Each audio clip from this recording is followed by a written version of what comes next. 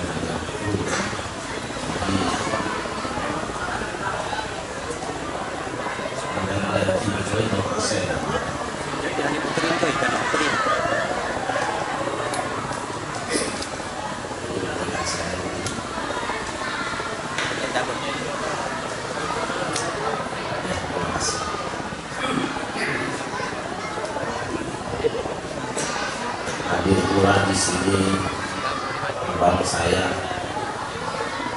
pencipta dan penyanyi terkenal, ada terpelana.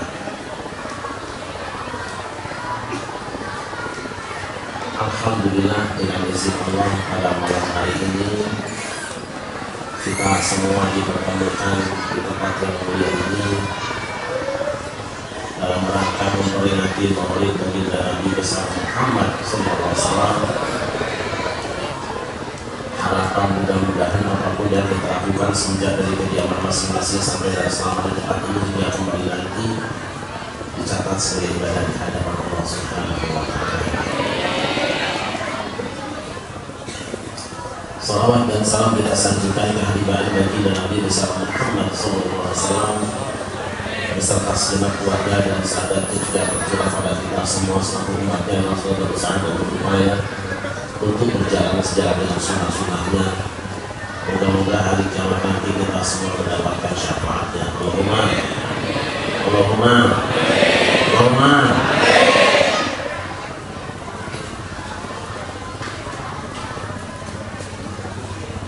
Saya itu mantan kader pakai kursi di DPD. Malah tadi siang saya dapat kiriman video judulnya pelaminan. Provokatornya enggak. Hamba-hamba Allah yang dimuliakan,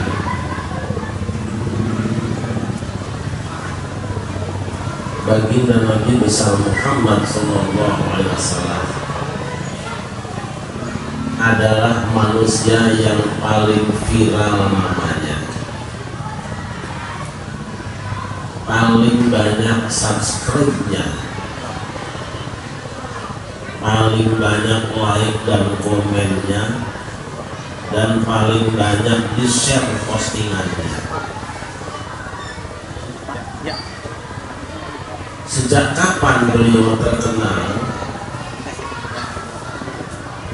Sejak simbah kakung lan simbah putri kula panjenengan sedaya tasih wonten swarga. Paham gak ini?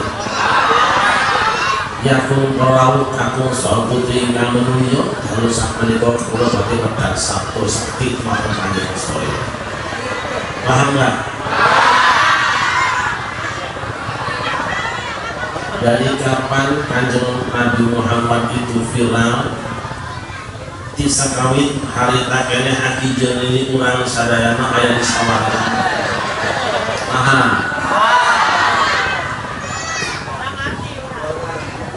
Marwangi sadayana anu bersimpul di pihormat. Sejak kakek dan nenek kita Kanjeng Nabi Adam berada di dalam surga,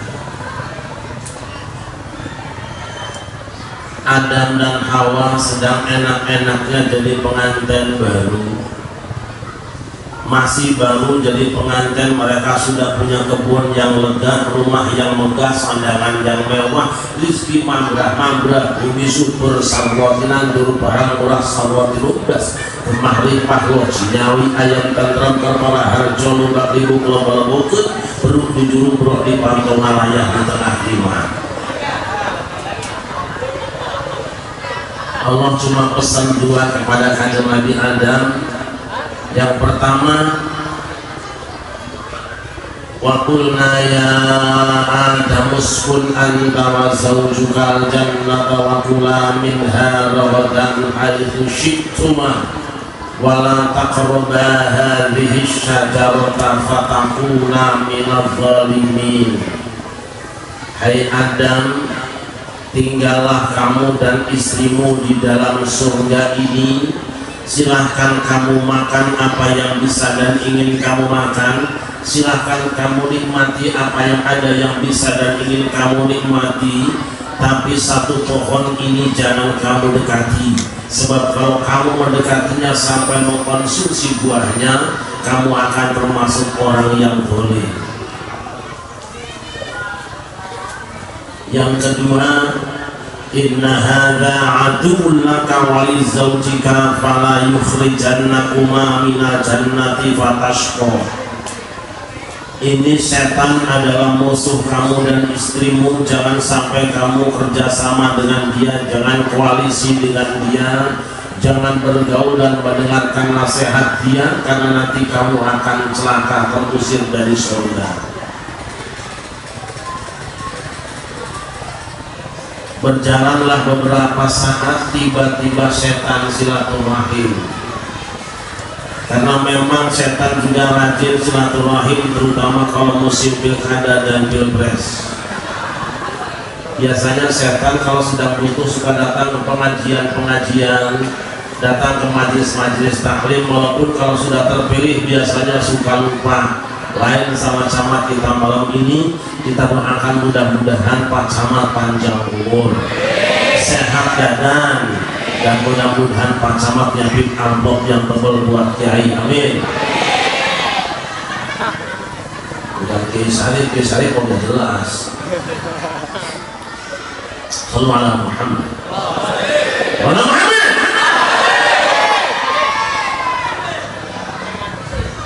Datang ke dalam surga, kemudian setan bilang, hai Adam, saya dengar katanya kamu dapat ayat, ya dan betul.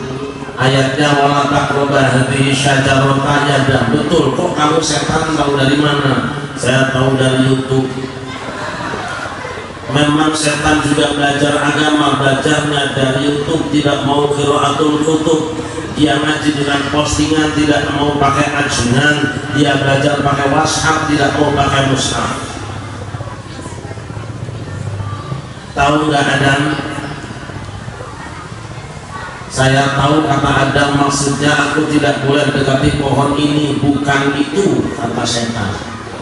Mana hakuma rabbukuma an hadhihi syajarati illa an takuna malakaini aw takuna minal khalidin.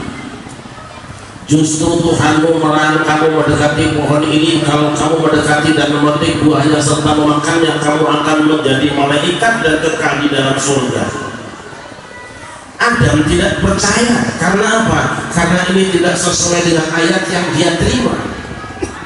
Dan ini sudah melanggar tradisi yang hidup di Depok selama ini. Kalau ada ajaran baru pasti wajib diwaspadai. Begitu kira-kira kata Adam. Tapi syaitan sumpah. Wa qasamahuma inni lakuma laminan nasihin.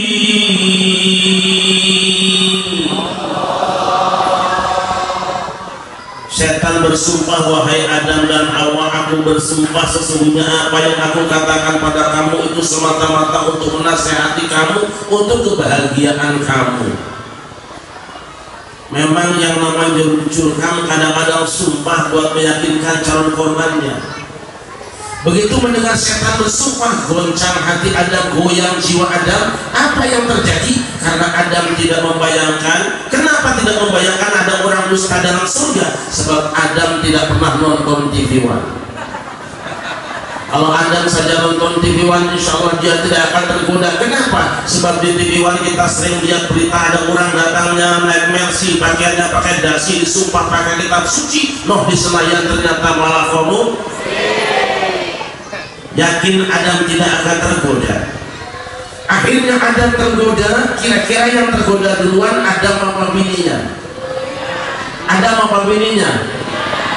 Biasanya di rumah yang makan duluan bapak apa bininya?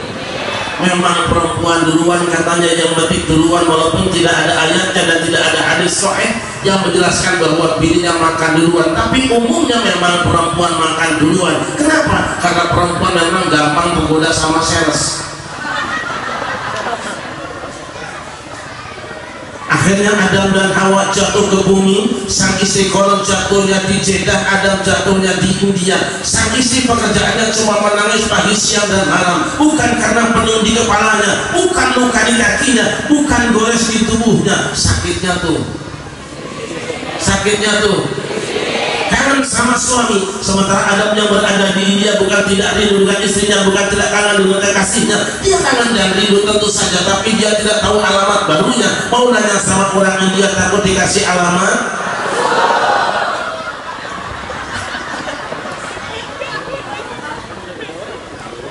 Sallallahu Muhammad. Sallallahu Muhammad.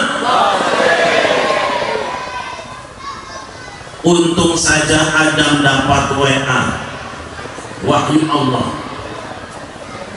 Fatalaqqa Adamu min rabbihi kalimatin fataba alaihi innahu huwa at-tawwabur rahim.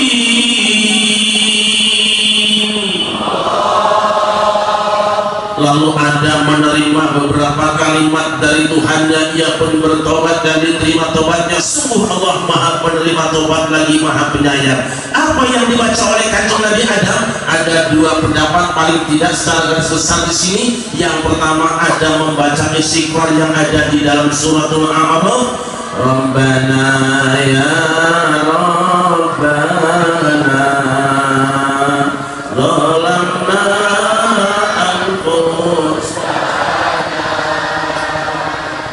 wa ilam wa tarhamna.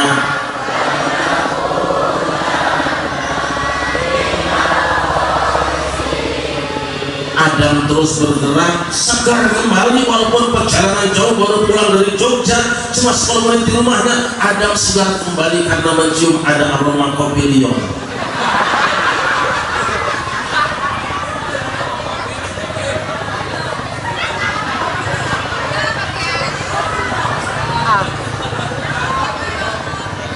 Ulangi.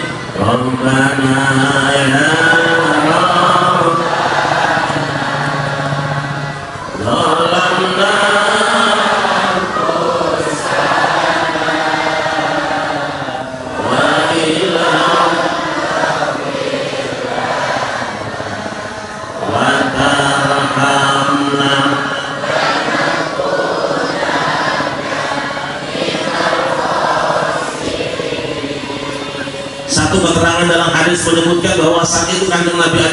tawasul dengan baginda Nabi besar Muhammad. Dia berdoa, Allahumma bihaqqi Muhammadin lima ghafartali, ya Allah dengan hak Muhammad kiranya kau ampunkan kesalahanku. Allah bertanya, ya Adam, hai Muhammad Muhammad dalam alam makhlukku, wahai Adam bagaimana aku kan engkau kenal dengan Muhammad sedangkan aku belum menciptakannya. Kanjeng Nabi Adam kemudian menjawab, ya Rabbi innaka lama khalaqtanal fatrasi wa maktuban ala qawaimil arsy la ilaha Muhammadur Rasulullah wa annaka la tudhi bismil min asma'i khalqika illa la huwa abul khalqi ilaih. Ya Allah, ketika engkau telah selesai menciptakan aku, angkat kepalaku dan ku pandang di jam-jam pancang arsy, ada satu nama bergandengan dengan namamu, yaitu nama Muhammad. Dalam suatu kalimat yang indah, tidak ada Tuhan kecuali Allah, Muhammad utusan Allah. Aku yakin ya Allah tidak akan membiarkan ada satu nama bergandengan dengan namamu kecuali pasti nama itu nama makhluk yang paling kau cintai. Saudara Adam, innahu lahul khalqi ilayya wa innahu la akhiru anbiya'i min dzurriyyatika wa laula huma khalaqtuka. Engkau benar wahai Adam, Muhammad adalah makhluk yang paling aku cintai. Dia nabi terakhir di antara cucumu yang kalau bukan karena dia aku tidak akan menciptakan kamu. Sallallahu Muhammad. Tawassul. Kanjeng Nabi Adam melakukan kesalahan dalam surga, ditegur oleh Allah, langsung istighfar dan tawassul. Setan juga bikin salah, tapi ketika ditegur setan tidak mau istighfar, tidak mau tawassul. Kenapa? Memang setan anti istighfar, anti istighfar, anti turun temurun. Nanti saudara-saudara tawassul Kanjeng Nabi Adam diteruskan sama anak cucunya sampai kita semuanya. Apa yang kita baca? Ibu-ibu di pengajian tawassulan walaupun tidak menyadari, ya Rabbi bil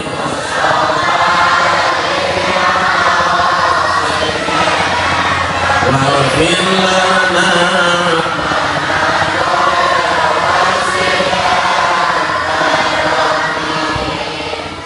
Kita sedang membayangkan Kanjeng Nabi Adam yang kehilangan istrinya dan Hawa yang kehilangan suaminya, berkat istighfar kumpul kembali. Alhamdulillah,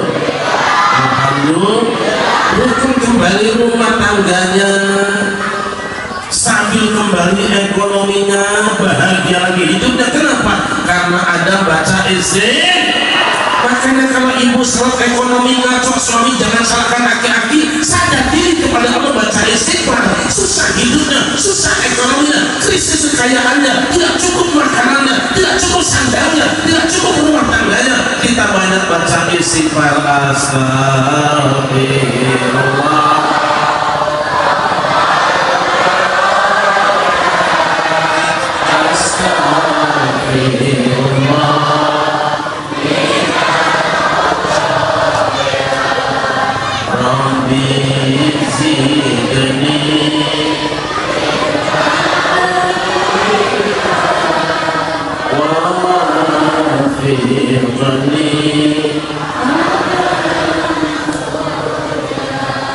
Keselamatan yang akademik saya sendiri nanti kalau nggak diundang sebagai gini dulu ya.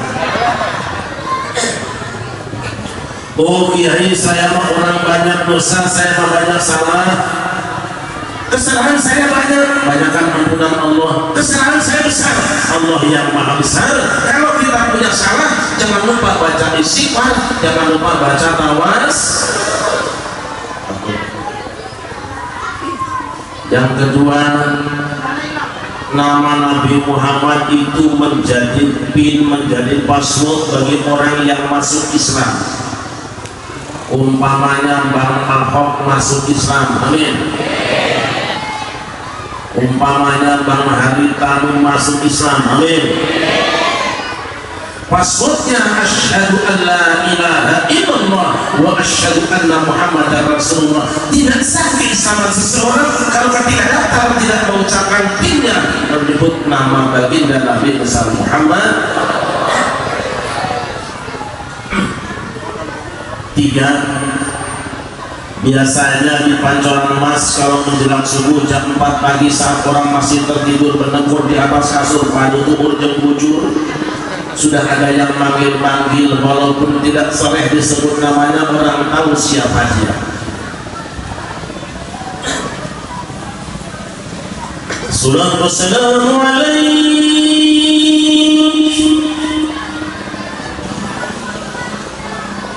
ya imam al-mujahidin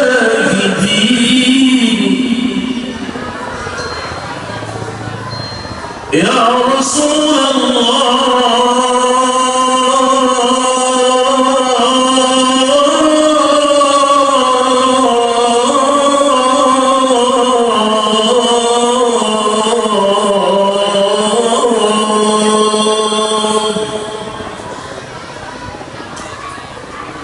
Assalatu wassalamu alaihi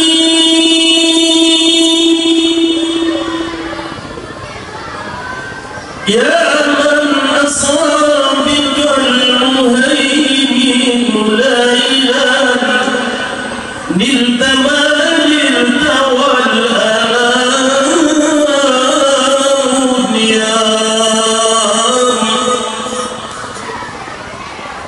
wa taqaddamta bis-salati fasalla kullu man bis-samaa wa anta al-imam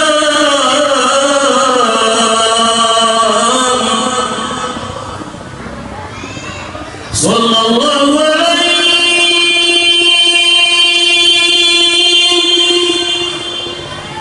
wa ala alika wa ashabika ajma'in.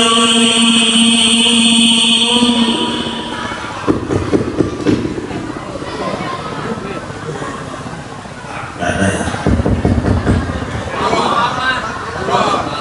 Suara apa? Suara apa? Mulut gosok berdumbu petek begini.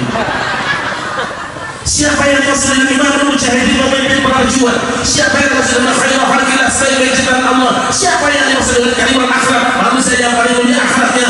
Dia adalah baginda Nabi besar Muhammad. Tentang ehoda turunkan dulu nanti kalau pas ayat apa pas ayat siap tidak. Selesai tahiyat kemudian kita kumandangkan azan. Dalam azan sekali azan ada nama Muhammad disebut 2 kali. Allahu Akbar, Allahu Akbar, Allahu Akbar, Allahu Akbar. Persis pancoran emas lagi dimantap.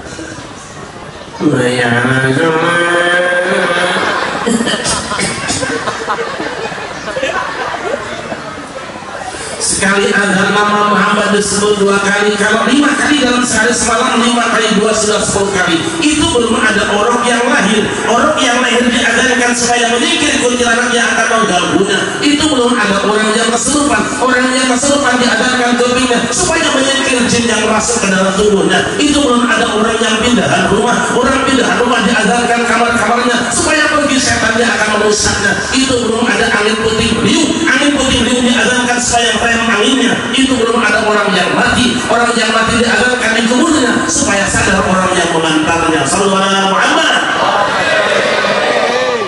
Selesai azan kemudian kita kumandangkan masing-masing doa. Allahumma rabb hadhihi da'watin wassalatin ati sayyidana. Nama Muhammad masuk dalam doa. Di Masjid Al-Mu'awalah ini yang azan cuma 1 orang, tapi orang yang baca doa 979 orang. Kali 5 berapa? 979 kali 5 berapa? Selesai baca doa kemudian kita ambil air wudhu. Selesai wudhu kita berdoa, asyhadu an la ilaha wa asyhadu anna Muhammadan. Selesai baca doa kemudian kita berangkat ke masjid. Di pintu masjid ada tulisan Allahumma shalli ala sayyidina Muhammad, Allahumma firli dhunubi wa ftahli abwaab rahmatik. Masuk ke dalam masjid, tahiyatul masjid. Selesai tahiyatul masjid kemudian qobliyah. Selesai qobliyah kita tidak langsung iqamah. Kenapa? Sebab ada pesan kanjeng Nabi, idza sami'tumul mu'adzina faqulu misla ma yaqul tsumma shallu alayya fa innahu man shalla alayya marratan sallallahu alaihi hasan tsumma sallu alal wasilah fa innaha manzilatun fil jannah la tambagi ila li abdi min ibadillah warju an akuna anahu wa man sa'ala bil wasilah halat lahu syafaati. Jika kamu mendengar suara muadzin kumandangkan azan, ucapkan apa yang diucapkannya, katakan seperti apa yang dikatakannya, kemudian bersalawatlah padaku, karena siapa yang bersalawat padaku 1 kali, Allah akan bersalawat padanya 10 kali. Kemudian mintakanlah al-wasilah kepada Allah untuk aku. Wasilah ada derajat yang paling tinggi hari kiamat yang hanya diberikan untuk 1 di antara hamba-hamba Allah. Akulah yang yang mendapatkannya. Maka siapa yang menjaga wasilah kepada Allah untuk aku, kelak yaumul kiamah berhaklah dia untuk mendapatkan syafaatku. Allahumma. Makanya di Masjid Al-Mu'amanah, makanya di Depok, makanya Ahlus Sunnah wal Jamaah, makanya warga Nahdlatul Ulama, makanya umat Islam Indonesia menjelang masuknya iqamat senantiasa kita membaca sholawat yang ada wasilahnya. Allahumma sholli ala Muhammad ya Rabbi sholli alaihi wasallim. Allahumma sholli ala Muhammad ya Rabbi ballighul wasilah. Allahumma sholli ala Muhammad ya Rabbi sholli alaihi wasallim. Allahumma sholli ala Muhammad ya Rabbi ballighul wasilah. Ini orang yang baca selawat ini janji Nabi dalam hadis riwayat Muslim, insya Allah yaumul kiamah kita akan bertemu Rasulullah. Allahumma. Berarti benar orang al-mu'awanah, benar orang mu'awanah, berarti benar orang Pancoran Mas, benar orang Pancoran Mas, berarti benar orang NU, benar orang NU, yang salah ente. Jelas apa jelas? Jelas apa jelas? Itu aja kok. Daripada repot mendingan ngopi.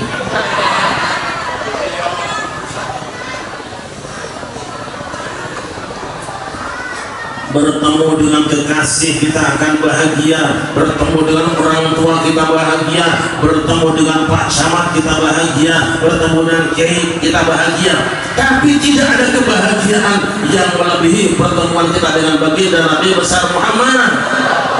Nabi besar Muhammad.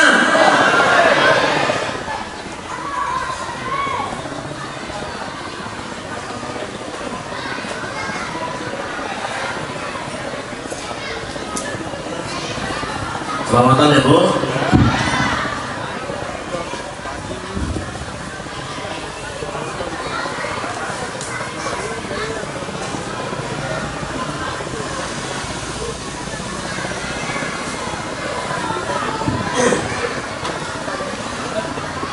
Selesai kita baca salawat menjelang salat, kemudian kita iqamat. Setelah iqamat, dalam iqamat itu ada salawat, masuk dalam salat juga ada salawat pada Nabi Muhammad. Disebut nama Muhammad. At-tahiyatul mubarakatus.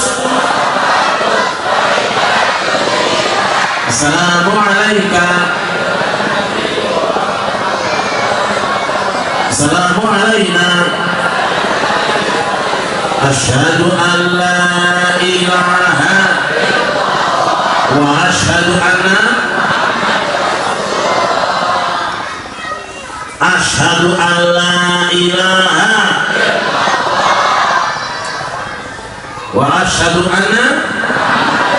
Allahumma shalli ala sayyidina wa ala ali sayyidina kama shallaita ala sayyidina wa ala ali sayyidina wa barik ala sayyidina wa ala ali sayyidina kama barakta ala sayyidina wa ala ali sayyidina bil alamin innaka.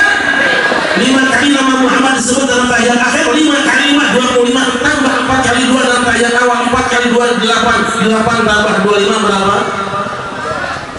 Itu 8 tambah 25 berapa? Berapa? 33 Bu Tasmi. Itu baru satu orang. Yang sholat di sini 979 orang. Berapa? Masya Allah. Selesai kita sholat, kemudian akhirnya kita berzikir pada Allah. Abdul zikri wa'alamannahu la ilaha illallah, la ilaha illallah,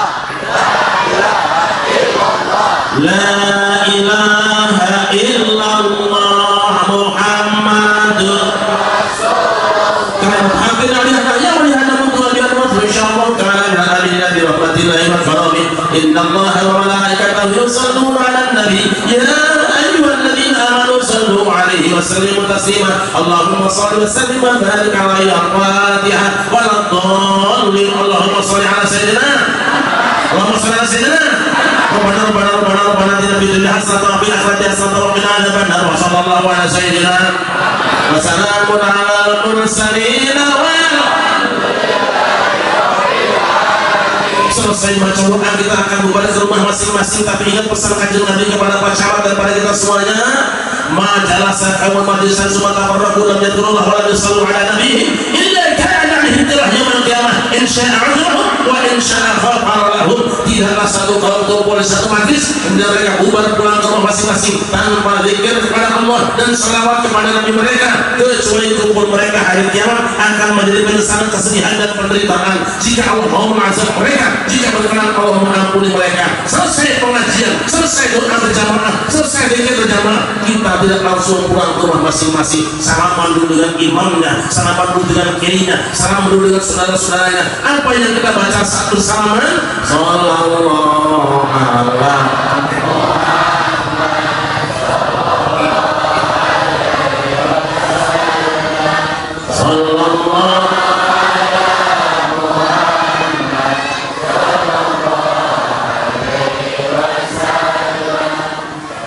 berarti benar orang al-muawanah, benar orang muawanah, berarti benar orang pancoran mas, benar orang pancoran mas, berarti benar orang NU, benar orang NU, yang salah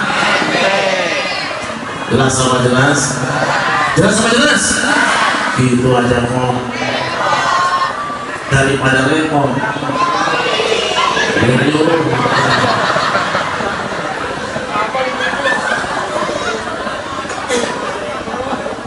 Sampai ke rumah kedengaran cucunya nangis keong keong, cucunya meong meong. Itu suara apa? Kalau cucunya bagaimana? Nah itu sapi.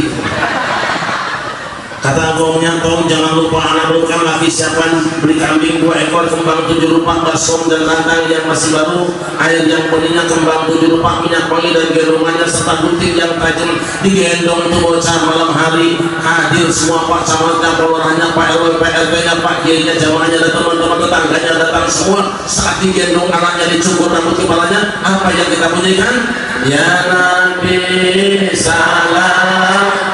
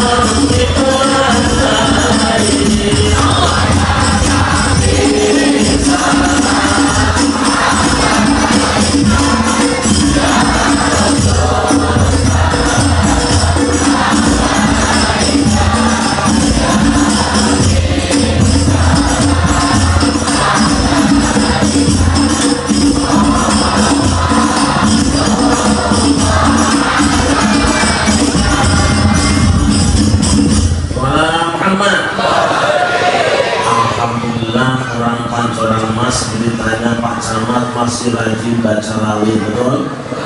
Alhamdulillah punya anak baca rawi, sunatan baca, kawinan baca, pindah rumah baca, maulid baca, Islamiras baca, karena kita jago.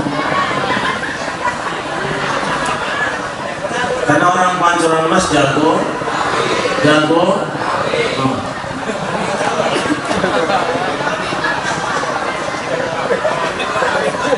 Bahkan umat Islam khusus Pancoran Mas dalam segala urusan selalu berdoa kepada Allah sambil baca sholawat. Anak ingin pintar sekolahnya, ingin lulus belajarnya, ingin cerdas otaknya, usaha ingin berhasil dan besar hasilnya, rumah tangga tidak berantakan, kita biasa baca sholawat.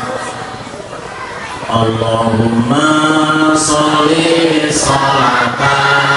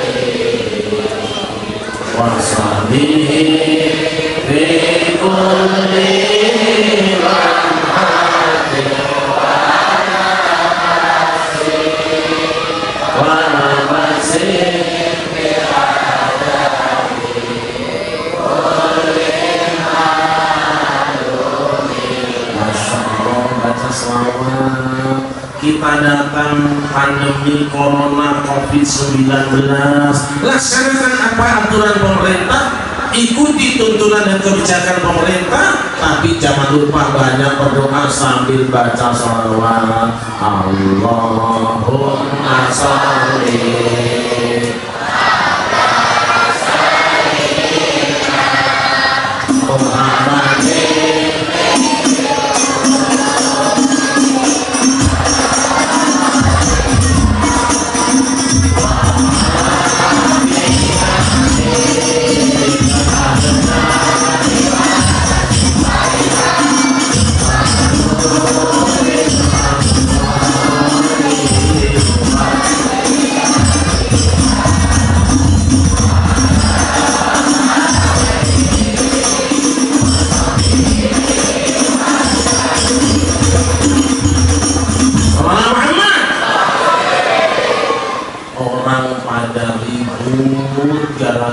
pilkada, gara-gara pilpres, beda dukungan, saling mengafirkan, saling menyesatkan, saling menuduh bid'ah dan dolalah. Orang Pancoran Mas tidak terpengaruh siapapun lurahnya, siapapun wali kotanya, siapapun gubernurnya, siapapun presidennya. Kita tidak pernah ribut soal beda pilihan, silakan berbeda, tapi kita tidak ingin berpecah belah. Baca sholawat Allahumma sholli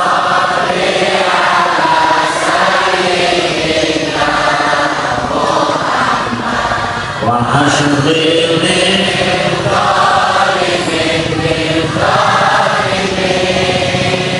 wa akhrijna min baini salimin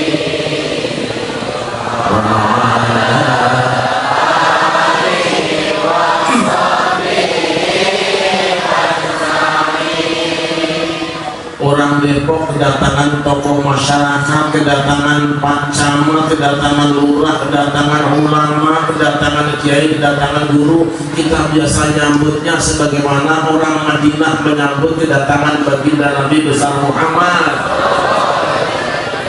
ibu-ibu Ummu Kalsum menceritakan, membayangkan bagaimana sikap orang Madinah ketika Kanjeng Nabi akan datang. Rihabal huda ya manar ad-diya, Rihabal huda ya manar ad-diya, sami'tuka fi sa'atin min sabah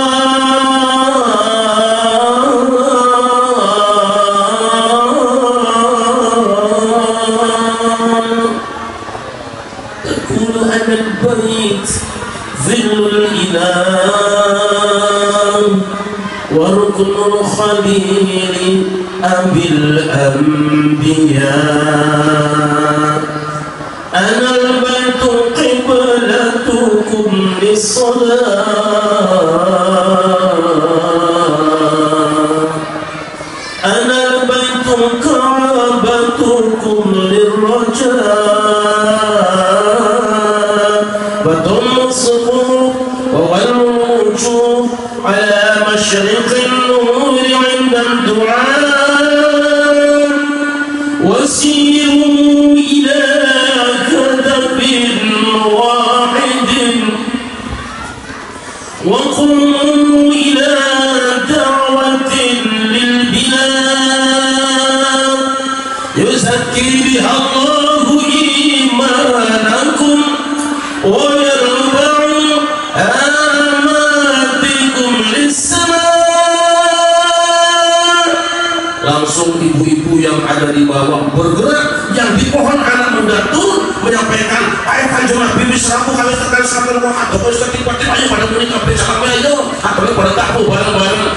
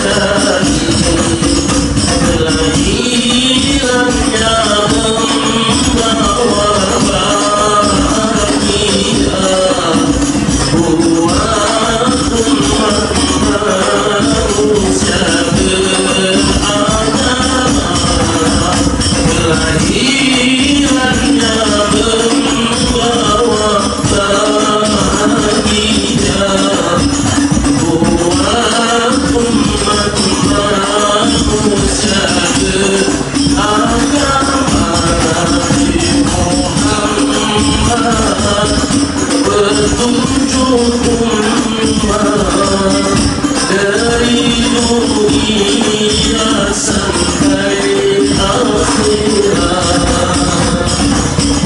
rahmat dan salam kita sanjungkan bulan purnama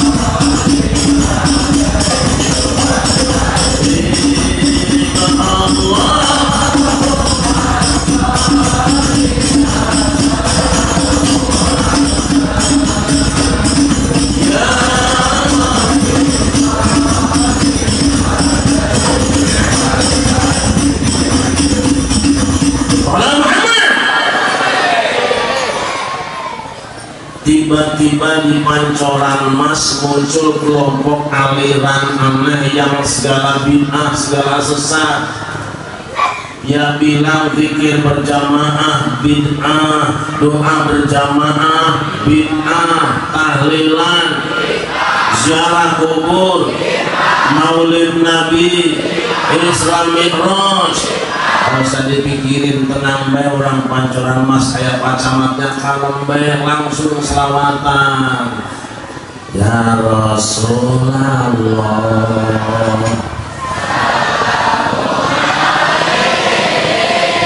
ya Rafi Asyari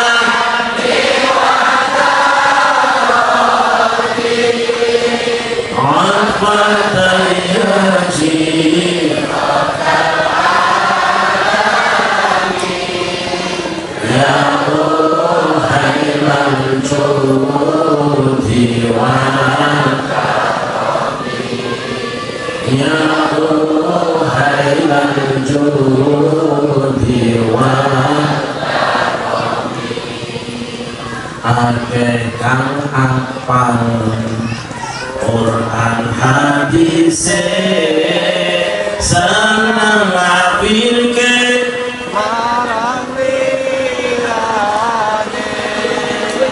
tapi dewe kaji gateki yen isi kotor ati akali, yen isi kotor ati akali. Selalu ya Rasulullah, salamun alaik ya Rafi Asyari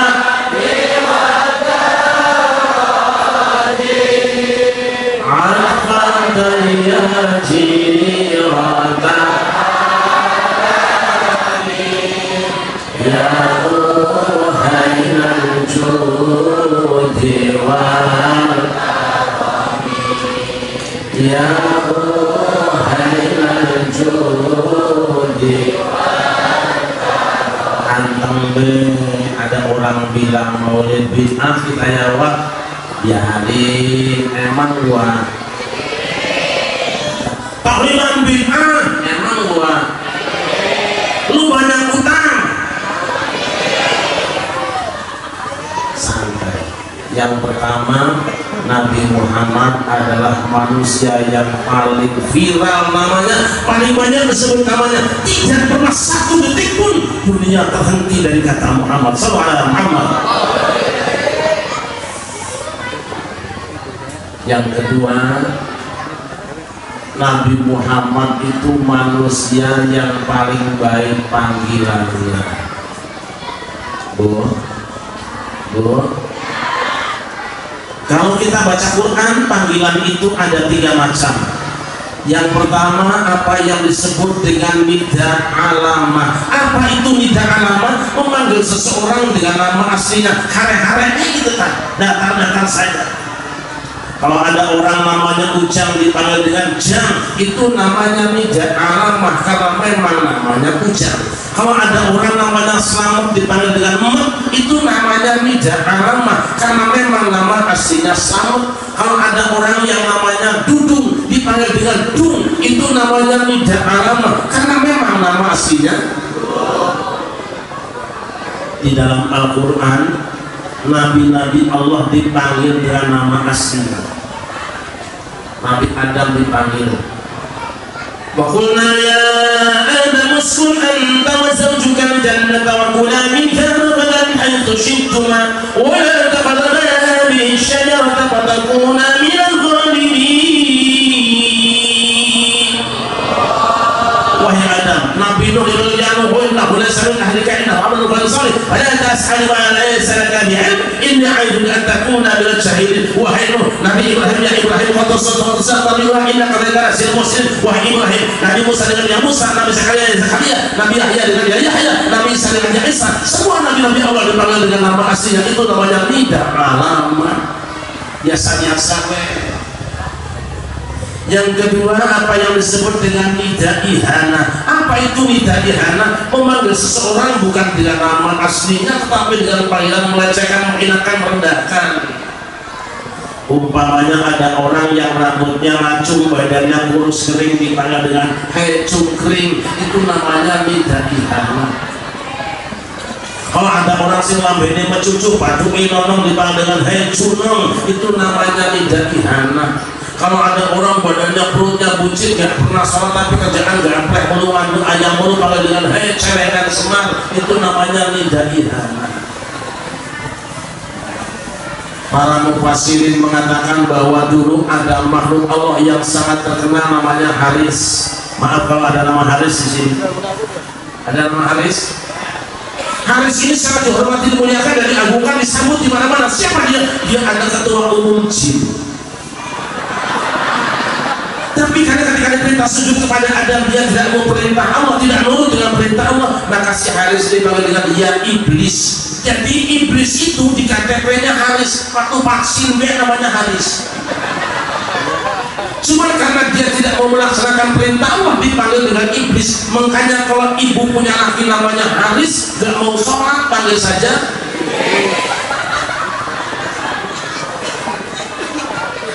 Kadang-kadang orang Jawa bikin nama sembarangan. Ada orang Jawa di sini. Masa ngaku, gue tahu dari kejauhan kalau hidup pesek masih Jawa. Betul. Anak ilmu itu. Siapa anak kamu namanya? Anak saya namanya Rojiman. Rojiman itu dari Al-Quran bahasa Arab. Asalnya a'udzubillahi minasyaitonir rajim. Setan yang terkutuk. Makanya kalau pengajian bawaannya pulang dulu. Tadi anak kamu siapa? Anak saya namanya Rojimun. Quran juga juz 2. Innalillahi wa inna ilaihi raji'un. Anaknya mampus semua. Lah orang Sunda bikin nama anak aja salah, naikin warna salikun. Apa itu salikun? Ya dari juz 12 Al-Quran, salikun artinya maling.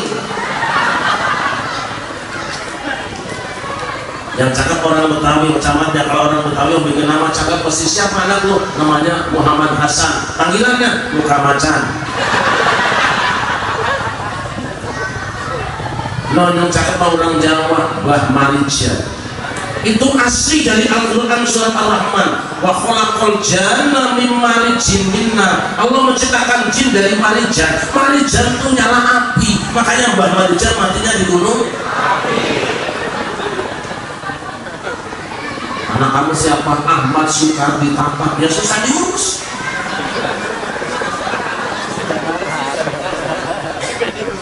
Sallallahu Muhammad. Yang ketiga, apa yang disebut dengan nidah karomah. Apa itu nidah karomah? Memanggil seseorang bukan dengan nama aslinya, tapi dengan panggilan menghormati, memuliakan, mencintai dan mengagungkan. Ini nidah karomah. Umpamanya ada Pak Camat, saya tidak tahu siapa nama beliau dan tidak penting saya tahu, karena saya hormat dengan beliau, cukup saya panggil pangkatnya yang terhormat Pak Camat. Ada seorang lurah, saya tidak kenal namanya, tidak penting saya kenal namanya, karena saya ingin memuliakan dia, saya panggil yang terhormat Pak Lurah. Saya tidak kenal dengan RW dan RT-nya, kecuali ada yang sambutannya Agustusan tadi itu. Saya tidak perlu panggil namanya, saya panggil dengan pangkatnya yang terhormat Pak RW, Pak RT. Begitulah Allah Subhanahu wa Ta'ala. Dalam Al-Quran ada makhluk Allah yang namanya jelas, namanya Muhammad, namanya Ahmad, namanya Al-Mahdi, Al-Hashir, Al-Aqib, Al-Khatib, dan bahkan ada yang mengatakan namanya ada 300 nama yang menggambarkan kebesaran dan kemuliaannya. Tapi Allah tidak pernah panggil dengan ya Muhammad, Allah tidak panggil dengan ya Ahmad, Allah tidak panggil dengan ya Mahdi, ya Hashir, ya Aqib. Allah panggil dengan tidak karamah, panggilan kemuliaan. Ya ayuhal rasul, wahai sang rasul. Ya ayuhal nabi, wahai sang nabi. Ya ayuhal mudaththir, ya ayuhal muzammil, wahai engkau yang berselimut yang dekat dengan aku. Seakan Allah Subhanahu wa Ta'ala mengumumkan, wahai seluruh umat manusia, jika kalian ingin tahu siapa makhluk mulia yang aku muliakan, dan semestinya kalian muliakan makhluk agung yang aku agungkan, dan seharusnya kalian agungkan makhluk terhormat yang aku hormati, dan sewajarnya kalian hormati, dia adalah makhluk yang aku persembahkan untuk umat yang terakhir, dia kekasihku Muhammad, Nabi Muhammad. Bangga apa bangga? Kenapa kita bangga? Karena kemuliaan Rasulullah tidak cuma dikungkung sendiri, tapi notok kaunggal batok malu kaunggal hulu supraka itu atau sebagai umat Kanjeng Nabi diratakan kepada seluruh umatnya. Lihat, kalau umat Kanjeng Nabi Musa dan Nabi Isa dipanggil dengan ya Bani Israel, kalau mereka dipanggil dengan ya Ahlul Kitab, kalau mereka dipanggil dengan wahai anak-anak domba, anak kambing, anak wedus, anak biri-biri, kita tidak pernah dipanggil dengan ya umat Muhammadin, tapi Allah panggil kita semua dengan minta karomah, panggilan kemuliaan, ya ayyuhalladzina amanu, wahai orang-orang yang beriman. Sallallahu alaihi Muhammad. Seakan Allah mengumumkan bahwa kalian wahai umat Muhammad adalah umat yang paling aku cintai dan aku kasih. Sebab apa? Ketika seluruh umat manusia telah diakui imannya oleh Allah Subhanahu wa Ta'ala, maka minimal dua jaminan pasti unggul kita. Yang pertama, an-najat minadh-dhulumat, lepas dari kegelapan hidup. Contohnya siapa? Lihat Kanjeng Nabi Yunus. Nabi Yunus itu seorang nabi yang terkenal, dai yang kondang mubalik hebat, tetapi dia marah dengan umatnya, kecewa dengan kaumnya, sebab 33 tahun berdakwah yang beriman cuma 2 orang. Saya tanya hadirin, kalau misalnya Masjid Al-Mu'awanah 30 tahun dibangun, yang sholat cuma 2 orang, kira-kira terusin jadi masjid apa bikin kontrakan namanya? Masjid apa kontrakan? Nabi Yunus kabur keluar negeri, jalan-jalan naik perahu bikin pantai, baru dicemplungkan ke lautan dimakan oleh ikan hiu, mestinya hancur. Tapi Nabi Yunus tidak hancur. Sebab apa? Dia punya zikir, punya wirid yang sangat ampuh. La ilaha illa anta.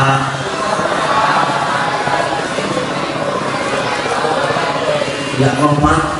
La ilaha illa anta subhanaka ini kuntu, bukan ini untuk. Ini kuntu dari Allah jawab. Fastajabna lahu wa najjaynahu minal ghammi wa kadzalika nunjil mu'minin. Maka kami perkenankan doa Yunus dan kami selamatkan dia dari kegelapan hidupnya. Begitulah kami selamatkan orang-orang yang beriman. Nabi Yunus keluar dari perut ikan dalam keadaan selamat. Kenapa? Karena dia membaca tas. Kenapa tasbih Nabi Yunus begitu ampuh? Karena Allah Subhanahu wa Ta'ala mengatakan wa kadzalika nunjil mu'minin, begitulah kami selamatkan orang-orang yang beriman. Syaratnya kalau orang beriman membaca tasbih Nabi Yunus, insya Allah habis gelar terbitlah. Saya tanya ibu-ibu, Pak RT kita di sini beriman apa tidak? Punten, ada Pak RT-nya? Masih punya RT di sini?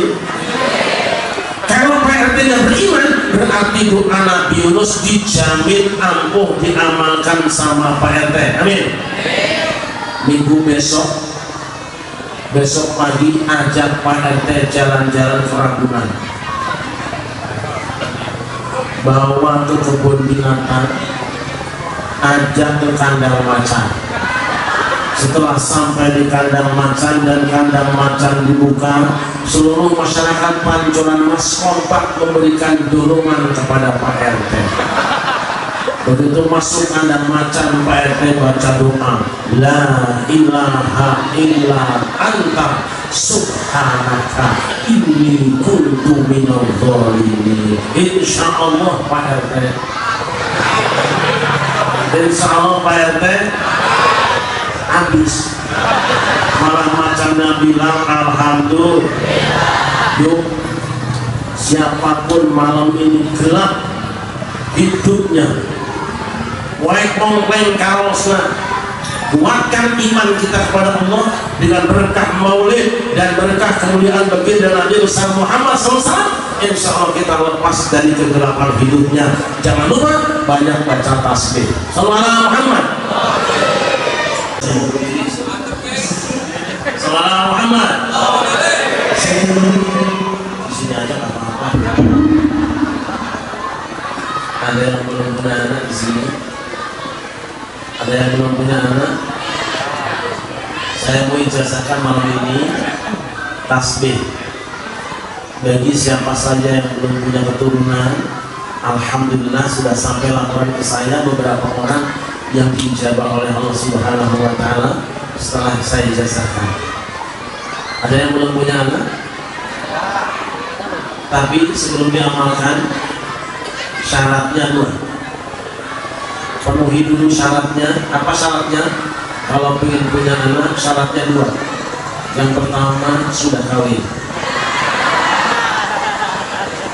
Benar apa salah? Yang kedua syaratnya istrinya wajib istri sendiri. Jangan bikin tanggal telatenin. Lakukan tiga. Satu, Allah tukaliman nasa salasata ayamin illa romza, 3 hari 3 malam tidak berbicara dan bersama umat manusia. Yang kedua, wadhkur rabbaka katsiran, banyak zikir pada Allah. Yang ketiga, wasabbih bil ashyi wal ibkar, baca tasbih pagi dan petang. Sok ini diamalkan oleh Nabi Zakaria. Begitu 3 hari 3 malam diamalkan, istrinya nenek-nenek 80 tahun tiba-tiba hamil. Ini bisa diamalkan sama Pak RT. Cari nenek-nenek 80 tahun, kawinkan sama. Setelah kawin langsung diwirid dengan wirid Nabi Zakaria selama 3 hari 3 malam. Selesai Pak RT wirid, hari keempat insya Allah sang nenek, insya Allah sang nenek mati.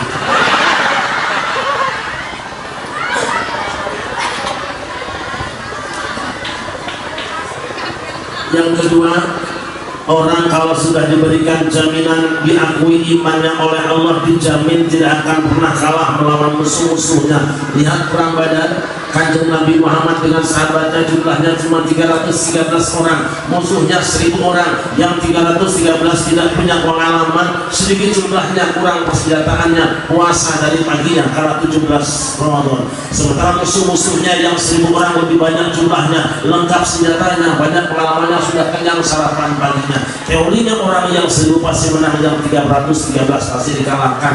Nyatanya yang 313 memperoleh kemenangan. Kenapa memperoleh kemenangan? Karena dibantu oleh 3000 orang malaikat. Kenapa Allah turunkan 3000 orang malaikat? Karena Nabi Muhammad mengangkat tangannya tinggi-tinggi berdoa kepada Allah. Karena memang sunnahnya berdoa itu mengangkat tangan, walaupun beda-beda. Kalau yang serius dapat perang paling pandemi, angkat tangan tinggi-tinggi. Tapi kalau biasa angkat tangannya cuma satu pundak. Sunat berdoa angkat tangan, kecuali orang stroke. Makanya kalau kita sedang doa berjamaah, ada orang yang angkat tangan, enggak angkat tangan, kita doakan mudah-mudahan orang itu.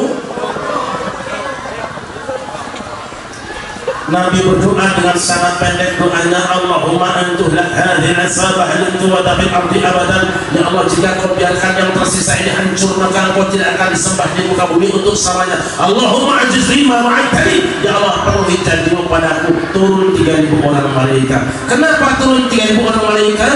Yang ayatnya, istaqulu lil mu'minina alayyakbiyakum ayyumiddakum rabbukum bi 3,000 minal malaikati munsyari. Ketika engkau, hai Muhammad, berkata pada orang-orang yang beriman, jadi sahabat Nabi sedikit jumlahnya, kurang senjatanya, sedikit pengalamannya, sarapan dari paginya, memperoleh kemenangan karena iman mereka diakui oleh Allah Subhanahu wa Ta'ala. Makanya orang Pancoran Mas, walaupun banyak krisis ekonomi, tidak pernah dikalahkan oleh siapa-siapa. Pertanda mudah-mudahan iman kita diakui oleh Allah Subhanahu wa Ta'ala. Allahumma. Dua. Yang ketiga, Nabi Muhammad itu adalah manusia yang paling sempurna dan indah fisik badan lahirnya. Dalam kehidupan sehari-hari kita sering melihat benda sama, nama lain, bentuk lain, kualitas. Kita lihat ada pisang Ambon, ada pisang Kepok. Tapi pisang Ambon tidak sama dengan pisang, walaupun sama-sama. Ada ayam sayur, ada ayam Bangkok, tapi ayam sayur tidak sama dengan ayam, walaupun sama-sama. Ada salak condet, ada salak pondok, tapi salak condet tidak sama dengan salak, walaupun sama-sama. Ada orang Pancoran Mas, ada orang hutan, tapi orang Pancoran Mas tidak sama dengan orang, walaupun sama-sama. Sebab orang Pancoran Mas rajin sholat, orang hutan kagak pernah. Makanya kalau di Pancoran Mas ada yang gak sholat, namanya orang. Kalau ibu punya laki gak sholat, berarti tiap malam diketepin orang. Besok punya anak, namanya anak orang. Namanya ganti jalan Pancoran Mas, tapi jadi kampung. Sebagai ibu-ibu yang kipas-kipasan pulang duluan, turunan orang.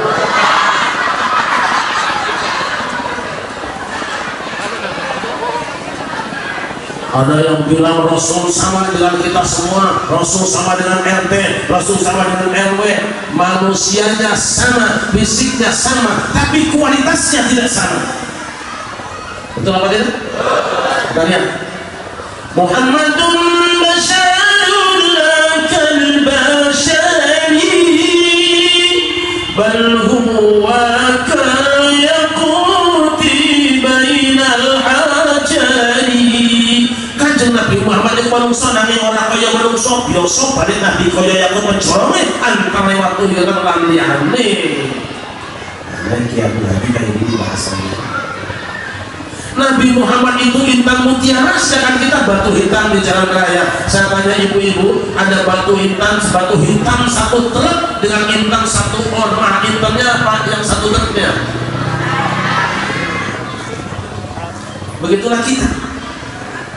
Ya contohnya, Rasul punya kulit, Pak RT punya kulit, tapi kulit Rasul tidak sama dengan kulit, walaupun sama-sama sebab kulit Rasul itu halus sedangkan kulit Pak RT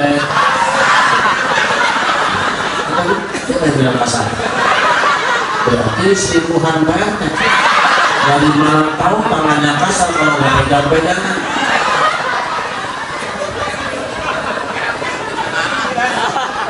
Rasul punya keringat, tapi keringat Rasul tidak sama dengan keringat, walaupun sama-sama, sebab keringat Rasul itu harum sedangkan keringat RT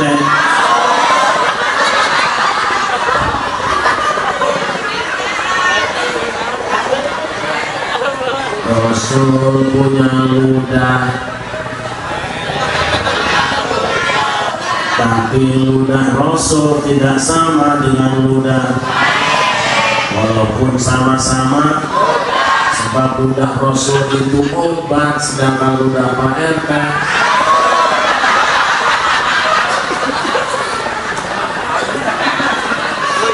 Ali bin Abi Thalib sakit mata menghadap Rasul, kemudian diludahin, ceprot langsung sembuh. Sallallahu Muhammad. Orang sakit mata diludahin Rasul langsung sembuh. Coba anak ibu sakit mata minta ludahin sama, insya Allah hilang sakitnya, ganti buta.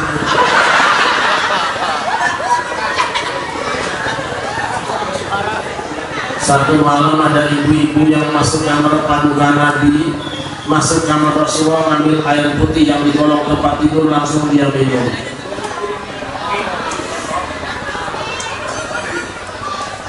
Nabinya lapor, wahai Rasulullah, mohon maaf tadi malam saya sowan kemari panjenengan tidak ada. Ngapain ibu? Saya ambil air yang digolong tempat tidur, kamu kemanakan? Saya minum, gak kecibuan minum. Emang orang dulu marajin ibu-ibu kalau buang air kecil padain tempayan, besok buang air besar di atas empal, dimakan sama anak ikan mas, ikannya gede kita goreng juga. Besok buang air situ, cucu ikan makan, cucunya gede kita makan juga. Sebagian kita buang di tengah kebun, dimakan sama anak ayamnya gede kita goreng juga. Begitu keluar buang lagi, cucu ayam makan, buang lagi. Sisanya kotoran manusia yang kering dimakan oleh saudara kita bangsa jin.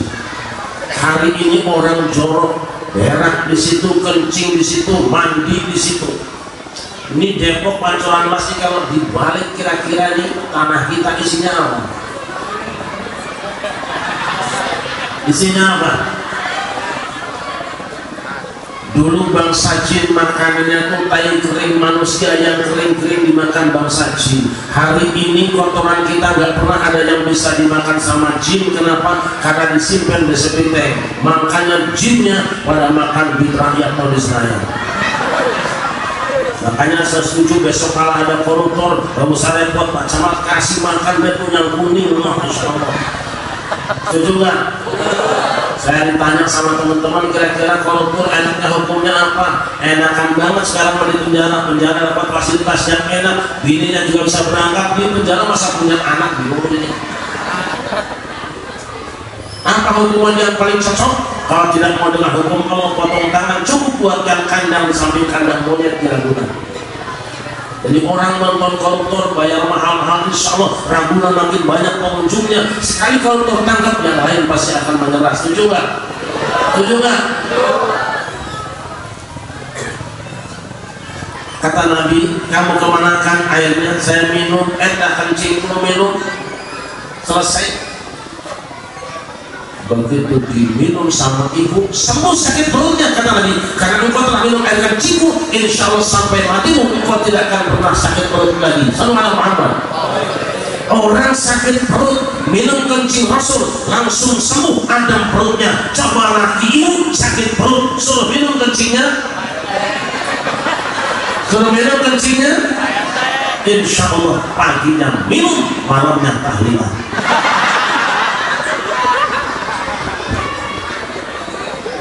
Kita jalankan dengan Rasulullah, saudara-saudara. saya pernah diundang, diajak ke rumah Bang Iwan, atau orang Betawi yang punya ternak tertutup di Limok, Bang Iwan.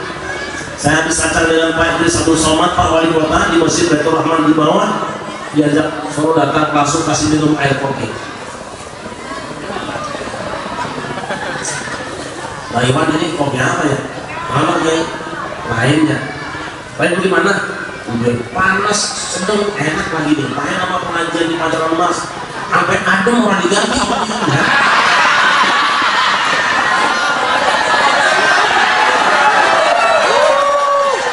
Nah, gue mau ngomong di sana. Ini Kiai namanya kopi luwak. Apa itu kopi luwak? Teman saya kan di Lampung punya kebun kopi. Di rumahnya ada lase, ada musang, ada kucing elek. Kalau sore jam 5 dia petik tuh kopinya matang pohon, kasih makan sama musang. Besok paginya kan musangnya berak tuh, masih ada tinggi-tinggi bijinya, disemprot, dijemur, disangrai, tumbuh aja hasilnya dia. Jadi yang kali gue minum apa bang ini? Kain musang dia. Kain musang, tapi kan enak jadi, enak bener. Ngomong-ngomong berapa Bang Iwan sekilo harganya? Murah cuma 300.000. Kopi matang pohon dimakan sama musang begitu berak dan enak rasanya. Coba bapak petik kopi yang matang pohon jam 5 sore, suruh dimakan sama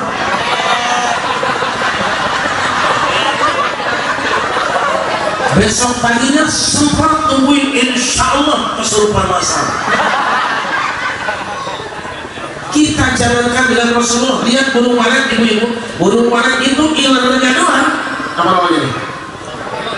Jigongnya, liurnya doang, itu sudah 5 juta 1 liter. Itu yang murah. Yang mahal 30 juta warna merah Kalimantan Barat. Kenapa? Sebab liur burung walet kalau campur dengan masakan Betawi tambah enak rasanya. Kena muka yang keriput langsung kering kembali wajahnya. Ibu coba bikin sop yang paling enak, tetesin 1 sendok liur burung walet, tambah enak dan mahal harganya. Besoknya bikin lagi sop Betawi yang paling enak, tetesin sesendok aja liurnya.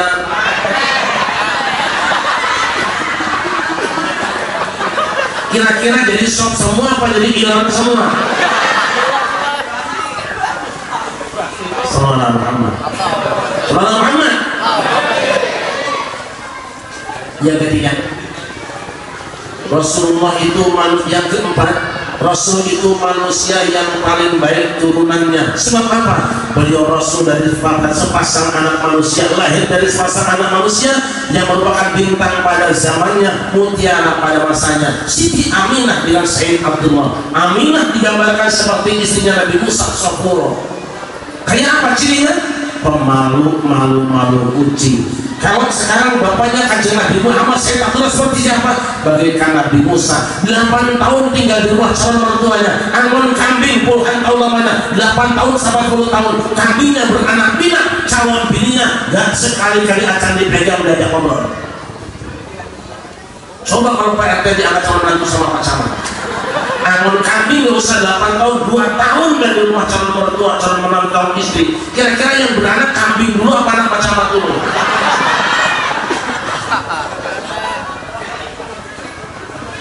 Sebab apa? Rasul sudah punya tuntunan, dan ini beliau amalkan. Kenapa Rasul menikah pertama dengan seorang janda? Karena Khadijah walaupun janda tidak ada duanya. Luar biasa, cantik wajahnya, baik akhlaknya. Begitulah orang tua Rasulullah SAW, maka lahirlah anak yang hebat. Karena apa? Dari pasangannya yang benar pilihannya. Seorang wanita jangan pilih suami karena wajah tampannya, karena gantengnya, karena kaya, jangan karena hartanya. Seorang laki-laki jangan kawin dengan wanita karena cantik wajahnya. Kamu akan kawin dengan perempuan, jangan lihat wajahnya, lihat dulu cakepnya. Hati-hati ibu-ibu, kadang-kadang perempuan melihatnya yang lahir doang ya.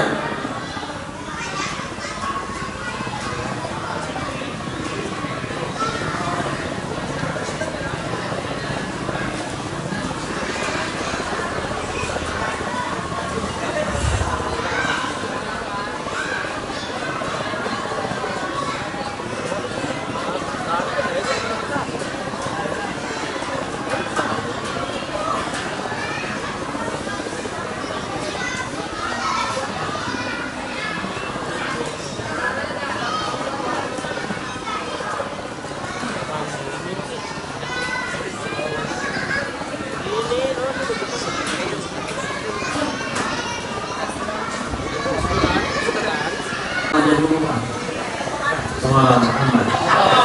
Salam Muhammad. Hambalan muliakan, begitu hebatnya nasab Rasulullah sampai digambarkan dalam Al-Barzanji. Laqalahu ila maqamihi min sadaqati aminata zuhriyan wa khassa al-qarib al-mujib bi an takuna umman lil-Mustafa.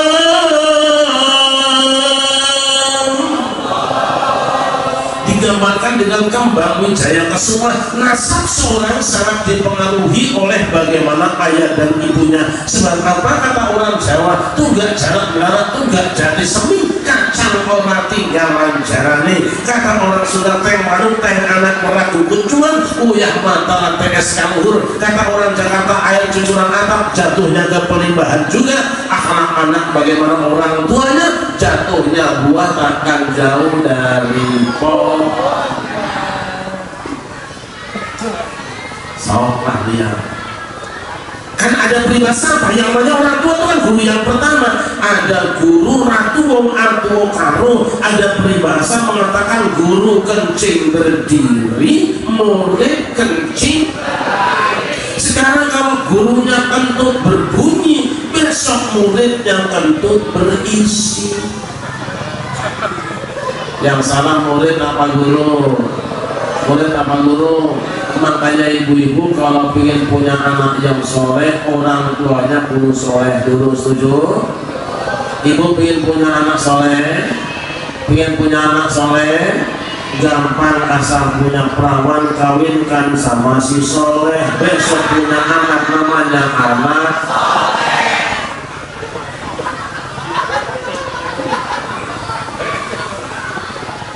Salam Muhammad. Salam Muhammad.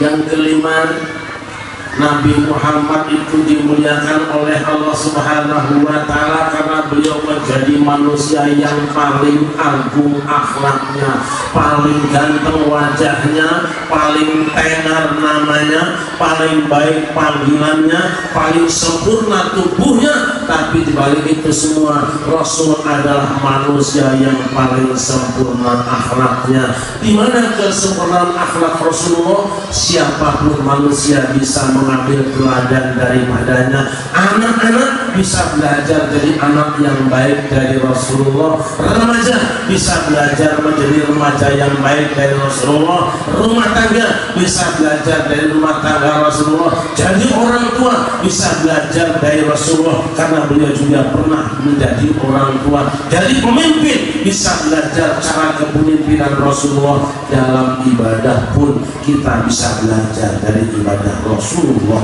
Sallallahu Alaihi Wasallam. Kita ambil malam ini ibu-ibu cara Rasul didik anak. Bu, satu hari Rasul melihat sahabatnya sedang gendong anaknya, kemudian diambil oleh Rasulullah. Pas diambil, anak itu pipis di dadanya. Semua dipanggil, brengsek, goblok, anjing, juri, danco, cangkrik, semua dipanggil. Tapi kata Nabi, Mas, stop. Air kencingmu yang menempel di tubuhku ini sekali cuci tidak ada bekasnya, tetapi bentakanmu, hardikanmu yang masuk hati lewat kuping anakmu tidak akan bisa dibersihkan sampai matinya.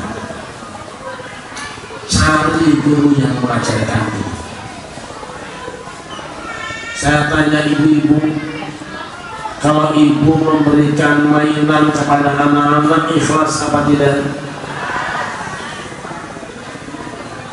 Kalau ibu-ibu lihat anak-anak coret-coret dinding rumah kita, marah apa tidak? Setelah anaknya dewasa dan pergi semua, sekarang tidak ada yang coret-coret dinding rumah kita, ibu kangen apa tidak? Dulu waktu anak kita masih kecil itu mainan diacak-acakin di tengah rumah, ibu marah apa tidak?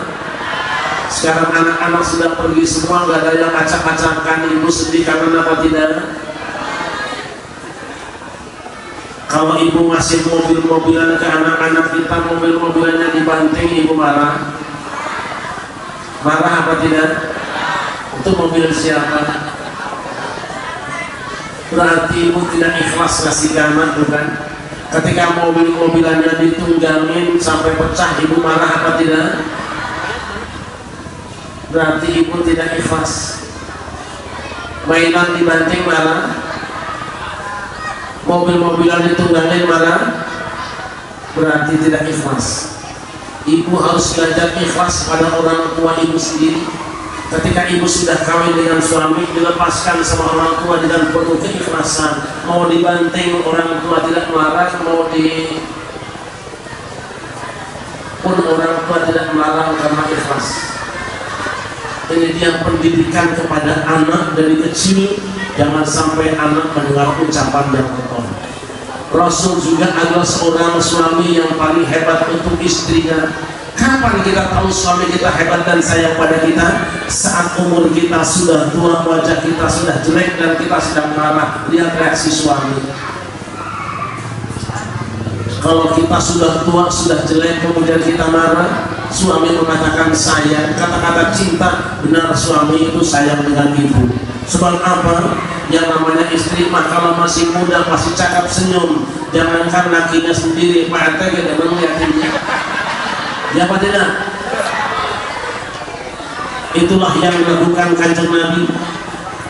Ketika istrinya sedang marah, dia tumpangkan tangan di atas pundaknya, lalu berdoa kepada Allah Subhanahu wa taala, Allahumma ighfir laha dhanbaha wa adhhib ghaidha qalbiha wa a'idha minal fitan. Ya Allah, ampuni dosa istriku ini, hilangkan luka hatinya, selamatkan dia dari berbagai fitnah dunia. Saya tanya ibu-ibu, kalau punya suami kayak gitu senang apa tidak?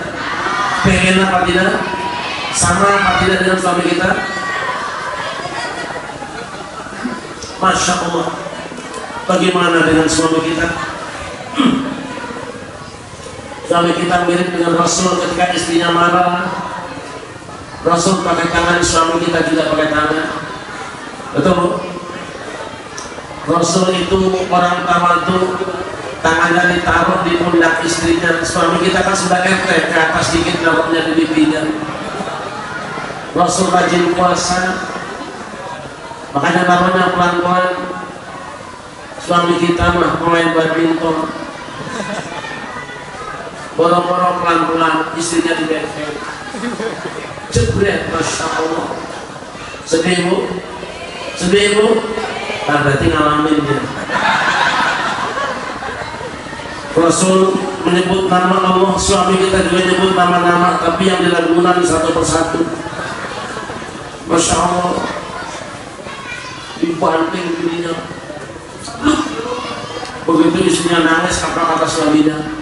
Simpan saja air matamu, takutlah engkau menangis.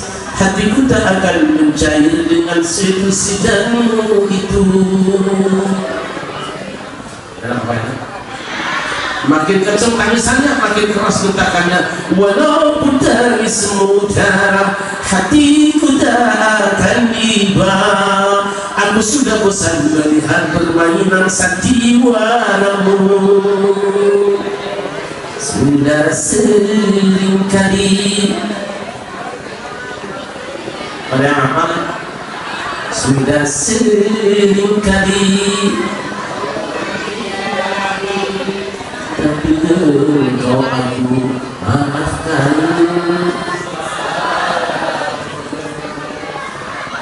Tapi kali ini tak mungkin lagi ku.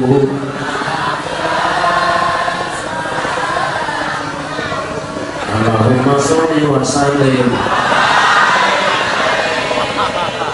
Pak istri itu capek. Kenapa Rasul begitu sayang sama istrinya? Tahu betul istri itu capek. Betul bu?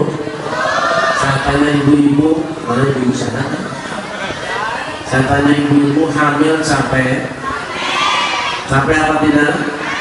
melahirkan capek apa tidak, ngetein capek apa tidak, kapok apa tidak.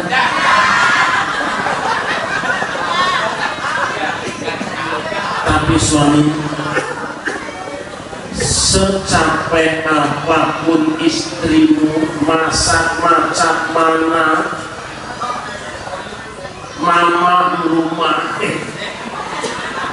hilang capeknya kalau suami pandai mengambil hatinya. Betul? Caranya bagaimana? Cukup katakan dia, engkau cantik bagaikan purnama. Ibu senang apa enggak? Ya. Nah, sebentar. Ibu-ibu kalau dipuji begitu senang apa enggak? Walaupun kadang-kadang munafik dibilang kok cantik bagaikan purnama, sadar aja 2,5. Dimana suami main kepet saja, besoknya ibunya balas di pengajian, sungguh kau suami yang tiada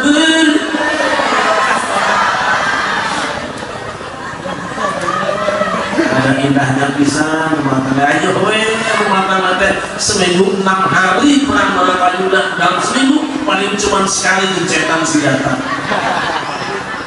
Masya Allah. Sallallahu Muhammad.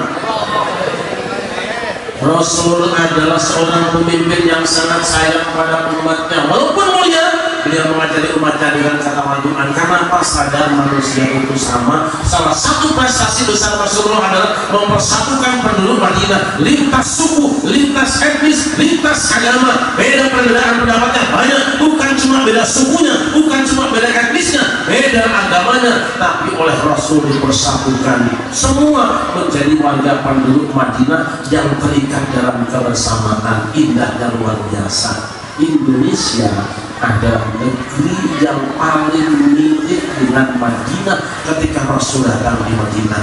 Macam-macam sukunya, macam-macam etnisnya, macam-macam agamanya, tapi kita tetap bersatu. Saya tanya, di sini ada orang Jawa enggak? Ada orang Sunda? Ada orang Batak? Ada orang Madura? Ada orang Bugis? Masya Allah, lihat di Timur Tengah saudara-saudara, beda agamanya perang, beda suku perang, beda daerah perang. Tapi di Indonesia, apa yang menyebabkan negeri lain perang dan berseteru? Ada semua di Indonesia. Tapi walaupun beda sukunya, beda bahasanya, beda etnisnya, bahkan beda agamanya, Indonesia tetap bersatu dan damai. Sebab apa? Kita sadar damai itu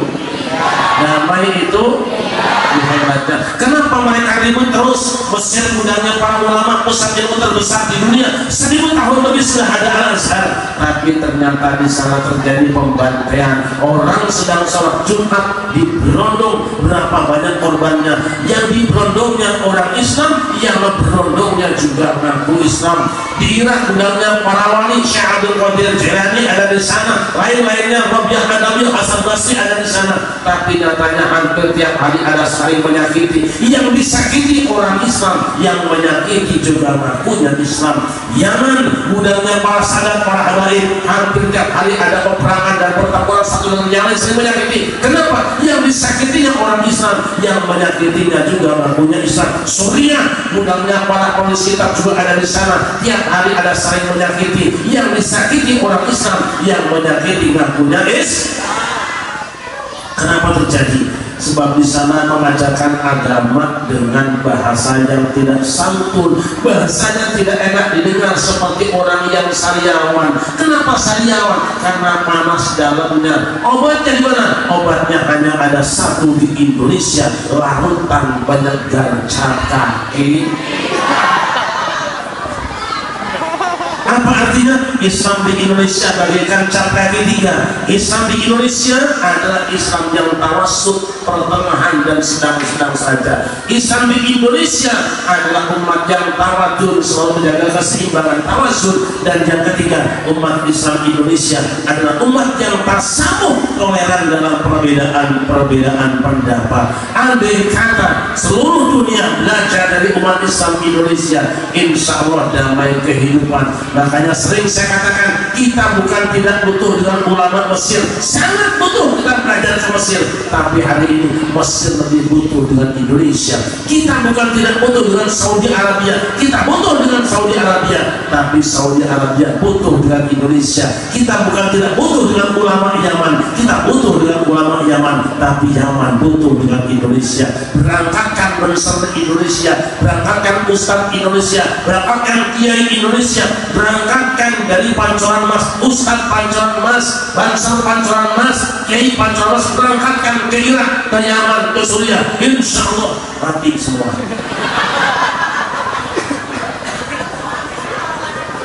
Salam Muhammad, salam Muhammad. Sebab kita punya pemersatunya pancar, yuk suku-suku yang ada kita sadar. Luhur kita merumuskan Pancasila Undang-Undang Dasar 45, Bhinneka Tunggal Ika dan NKRI itu bukan kaleng-kaleng. Yang bikinnya ulama besar, yang bikinnya para pejuang. Sudah selesai, awas jangan kita berpecah belah kembali. Tetap rukun walaupun beda-beda. Sallallahu Muhammad.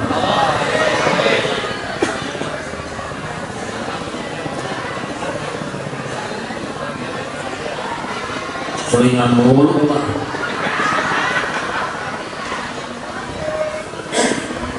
Jangan terdengar lagi perseteruan antar etnis, Jawa dengan Sunda, Betawi sama Batak. Jangan. Orang Batak bilang Betawi tahu, jangan. Orang Betawi bilang tak, jangan.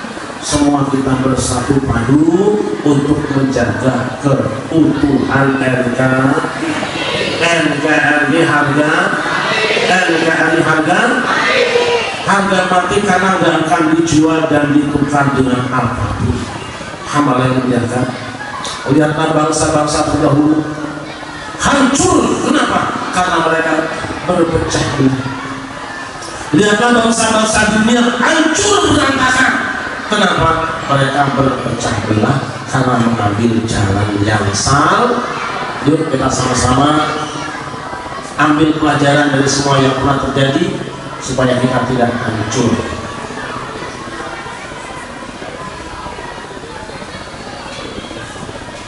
Saya undang kembali sahabat saya Bang Mukhtar Pana, naik kembali kepada saya, ambil pelajaran. Kita niatkan malam ini kumpul di sini bukan untuk pamer kekuatan, bukan untuk cari uang, bukan untuk mengumpulkan dunia, tapi semata-mata kita ingin bareng-bareng ambil pelajaran dari kemuliaan baginda Nabi Muhammad. Sebab sekarang orang sudah sulit jadi pejabat, bukan mau ngatur rakyat, tapi mengambil duit rakyat. Betul? Banyak orang yang bikin lembaga pendidikan sekolah bukan mendidik rakyat, tapi memeras duit rakyat. Betul? Bahkan ada orang yang bikin pesantren bukan ngajarin ulangin rakyat, tapi justru untuk menipu rakyat. Waspadalah, ambil pelajaran. Kita bukan untuk mencari dunia, tapi untuk mencari keridhaan Allah Subhanahu.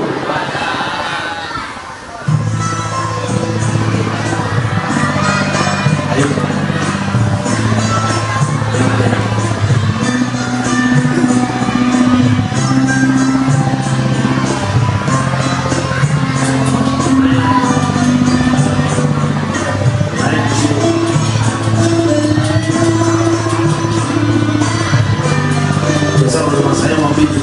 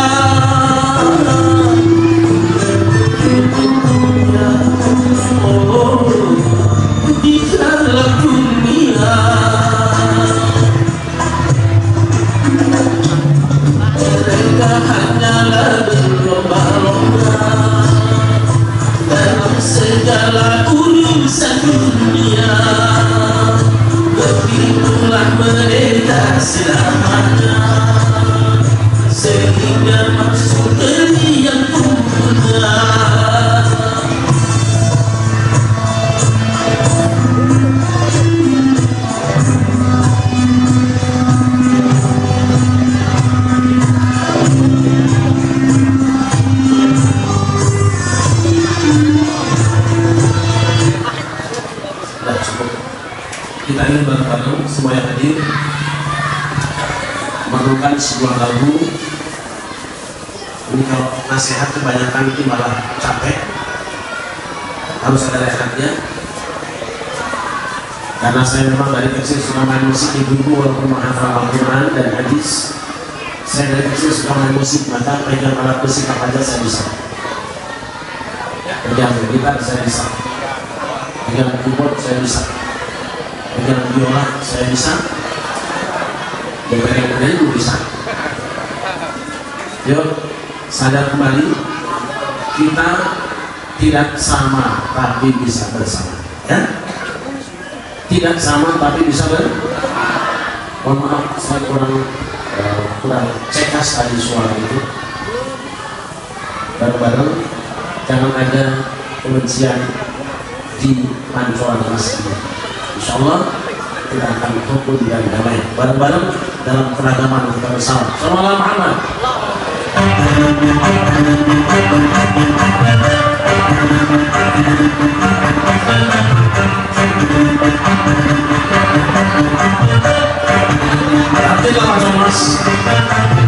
Di atas 200 juta jiwa penduduk Indonesia, terdiri dari banyak suku bangsa, itulah Indonesia. Ada Sunda, ada Jawa, Aceh, Padang, Batak, dan banyak lagi yang lainnya. Di atas 200 juta jiwa penduduk, terdiri dari banyak suku bangsa, itulah Indonesia. Bareng kompaknya.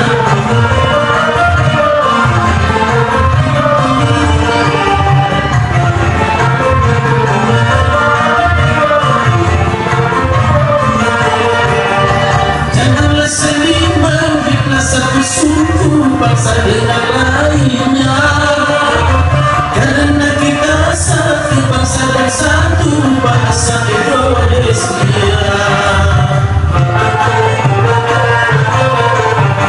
Bhinneka Tunggal Ika lambang negara kita Indonesia. Walaupun bermacam-macam aliran, tetapi satu tujuan, yo. Di atas 200 juta jiwa penduduk, terdiri dari banyak suku bangsa, itulah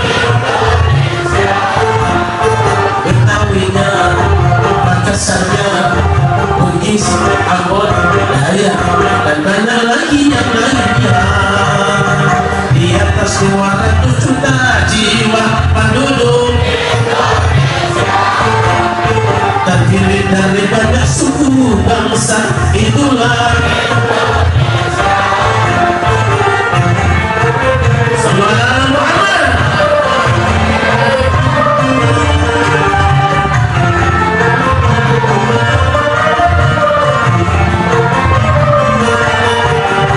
janganlah saling menghina satu suku bangsa dengan lainnya, karena kita satu bangsa dan satu bangsa Indonesia.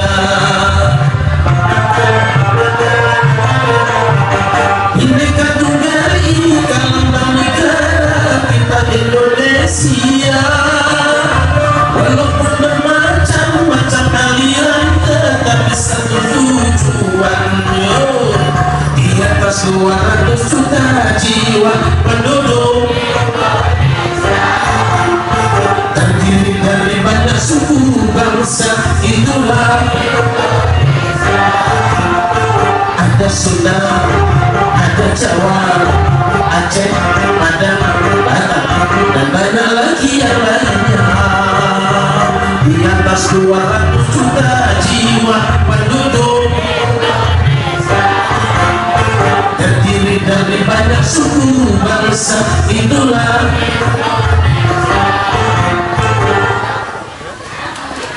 Alhamdulillah. Saya mohon semua yang hadir untuk berdiri merapatkan barisan untuk Indonesia yang kita cintai, untuk baginda Nabi besar Muhammad SAW yang kita muliakan.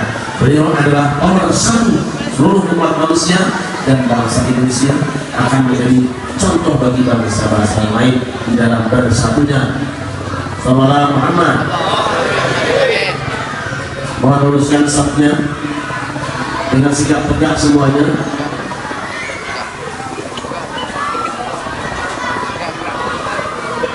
Sudah siap semuanya? Tangannya lurus, sikap tegak. Jangan ada yang lurusin. Kita teriakan sebagai bangsa Indonesia sampai kapan dia bahwa Indonesia masih ada.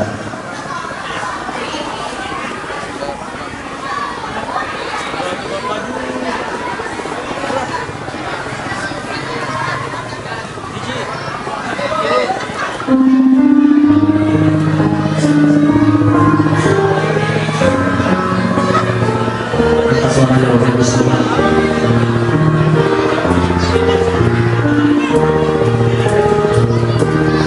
Indonesia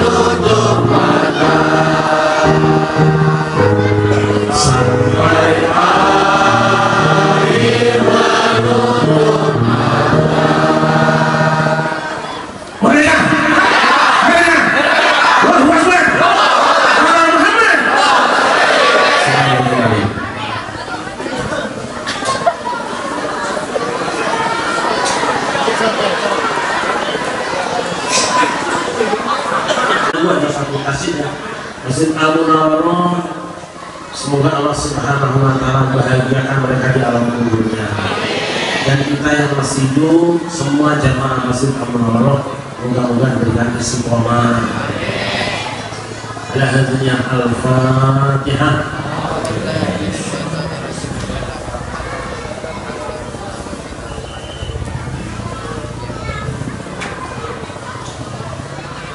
Izinkan saya bersolawat setiap hatunya, kita tawasulan dengan Rasul dan keluarganya. Moga-moga kita jadikan orang-orang yang selamat dunia akhirat. Barang-barang yang punya, barang-barang selamat lahir.